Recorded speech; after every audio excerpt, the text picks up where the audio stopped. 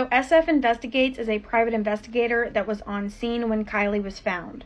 There's a 2-hour interview on Twitter of how everything happened while he was there, so this is a summary of that. I found the original summary someone typed up over on Facebook, but I changed and added a few things. First, SF Investigates was not hired by the family, he volunteered his time. So he arrived about a week before she was found. He was also very, very emotional during this entire interview and said it was one of the worst days of his life. So there was a command center manned by volunteers that had maps taped to a trailer, probably of locations that they were searching. He met the dad and grandfather there.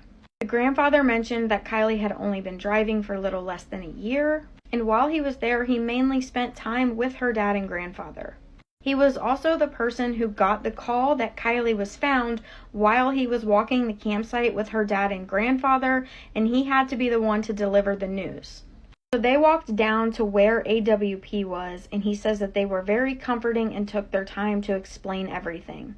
He also notes that there was no law enforcement present at the reservoir or campground.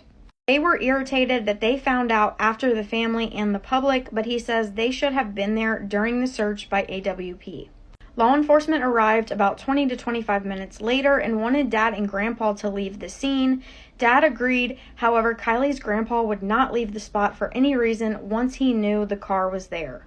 SF does not believe that Kiely drove into the lake. He basically explains how it would have had to happen and just doesn't think it's likely. She would have had to make multiple wrong turns, and the road is very hard to drive, let alone intoxicated. It's dirt and there are many potholes with trees on both sides. He said that it was difficult to maneuver even in his truck. Her being able to do that without getting stuck and making it down to the lake is highly unlikely. They made the decision to roll the car underwater because of where she was to preserve evidence. The FBI was on scene gathering evidence when the car was pulled out of the water and then processing the car. They had divers go down to film out everything before they even touched the car to pull it out. They were there until after midnight and they are treating it as a criminal investigation. There was no piece of physical evidence inside the square box. He couldn't really elaborate further, but said more of a marker, things leading up to it, and that they were using measuring sticks. It was a place of significance in terms of her car going into the water. From the party spot, you could not have seen where her car ended up. The entire 6 days he was searching, he didn't see any teens or family searching. He said it was eerily quiet, and he still doesn't get how many people are staying quiet just about the party in general. Part 2.